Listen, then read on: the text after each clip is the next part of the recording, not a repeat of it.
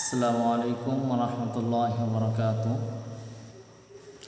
সম্মানিত মোহতারাম হাজিরিন, এক ভাই লিখেছেন নোয়াখালী থেকে, মোহাম্মদ হিজবুল্লাহ। তিনি লিখেছেন, সম্মানিত মোহতারাম হজরতুল আল্লাম, আমার প্রশ্ন হলো, রমজান মাসের শেষ দশকে এতেকাফে থাকলে এর ফজিলত কি, এটা আমি জানতে চাই।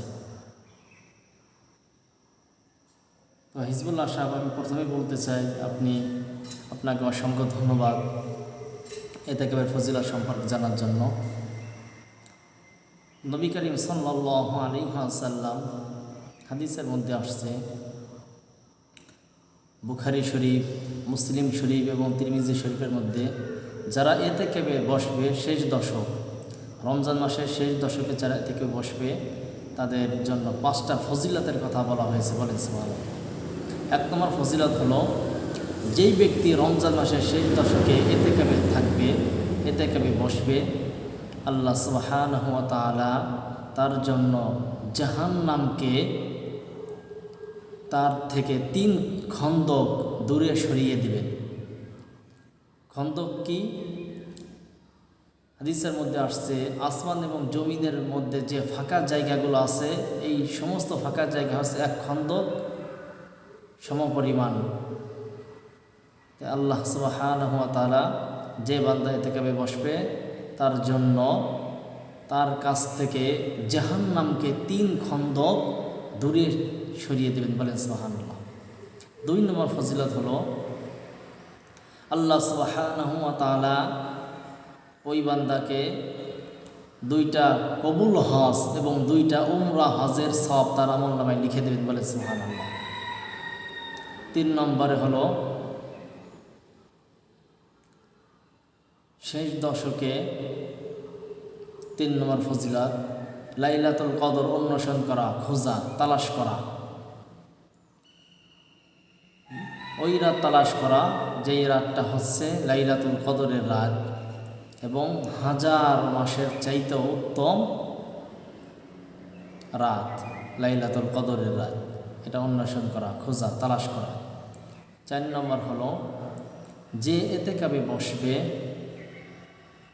এবং ওই এলাকায় যত মানুষ থাকবে, 100 হোক, 200 হোক, 500 হোক, 600 হোক, তারা যে দান সদকা করবে, যে আমলা করবে, জিকির আজকার করবে, যে নেক আমলগুলো করবে, এই নেক আমলের সমস্ত সওয়াবের একটা অংশ ওই যেই বান্দা এতেকাফে থাকবে, ওই বান্দার আমলনামায় আল্লাহ সুবহানাহু ওয়া তাআলা দিয়ে দিবেন। বলেন সুবহানাল্লাহ। হ্যাঁ হিজবুল্লাহ ভাই, 5 নম্বর ফজিলত হলো, যে বান্দা এতেকাফে থাকবে এবং যে বান্দা এতেকাফে থাকবে এবং আল্লাহ সুবহানাহু ওয়া তাআলার নিকট দোয়া করবে, আল্লাহ তাআলা তার দোয়াকে ইনশাআল্লাহ কবুল করে নেবেন। এবং শুধু কবুলই করবেন না, বরং তার স্থান জান্নাতে আল্লাহ তাআলা জান্নাতের ব্যবস্থা করে দেবেন এবং তার স্থানটা হবে জান্নাতে। বলেন সুবহানাল্লাহ। এবং সবচাইতে ফজিলত হলো, যে বান্দা এতেকাফে থাকবে, সে কিছু করুক আর না করুক, যাই করুক না কেন, সে অবশ্যই লাইলাতুল কদর পাবে। বলেন সুবহানাল্লাহ। তো সম্মানিত মুহতারাম হাজিরিন, নবী করিম সাল্লাল্লাহু আলাইহি ওয়াসাল্লাম যখন রমজান মাস ফরজ করা হলো 2য় হিজরি, এরপর থেকে নবী করিম সাল্লাল্লাহু আলাইহি ওয়াসাল্লাম মৃত্যুর আগ পর্যন্ত শেষ দশকে তিনি এতেকাফ করেছেন। এমনকি হাদিসের মধ্যে আসছে, মৃত্যুর পূর্বের বছর, যে বছর তিনি মৃত্যুবরণ করে, ওই বছরে তিনি রমজান মাসে 2 দশক অর্থাৎ 20 দিন তিনি এতেকাফ করেছেন। বলেন সুবহানাল্লাহ। হাদিসের মধ্যে আসছে যে নবী করিম সাল্লাল্লাহু আলাইহি ওয়াসাল্লাম প্রথম 10 দিন এতেকাফ করেছেন, লাইলাতুল কদর তিনি পাননি। পরবর্তীতে 2য় দশক এতেকাফ করেছেন, কিন্তু সবে লাইলাতুল কদর তিনি পাননি। এমনকি সারা বছর তিনি লাইলাতুল কদর খুঁজেছেন, কিন্তু তিনি লাইলাতুল কদর পাননি। তবে শেষ দশক বেজরের রাতগুলোতে নবী করিম সাল্লাল্লাহু আলাইহি ওয়াসাল্লাম শবে কদর তিনি খুঁজে পেয়েছেন, বলেন সুবহানাল্লাহ।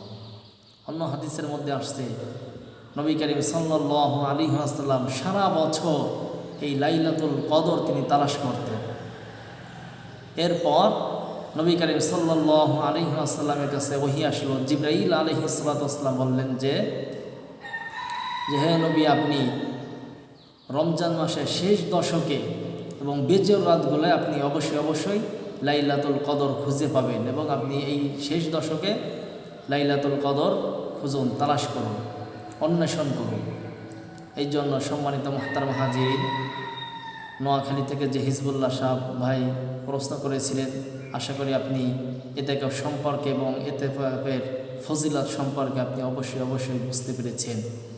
আল্লাহ সুবহানাহু ওয়া তাআলা আমাদের সকলকে এই এতেকাফের ফজিলত, এতেকাফের গুরুত্ব, এতেকাফের যে 5টি ফজিলত আছে এটা যেন আল্লাহ তাআলা আমাদের সকলকে শোনার তৌফিক দান করেন, যেন আল্লাহ তাআলা এতেকাফে থাকা এবং বসা এবং এই ফজিলতের সওয়াবের আশা সওয়াব যেন আল্লাহ তাআলা আমাদের সকলকে কবুল করে দেন, যেন আমরা সকলে আমিন।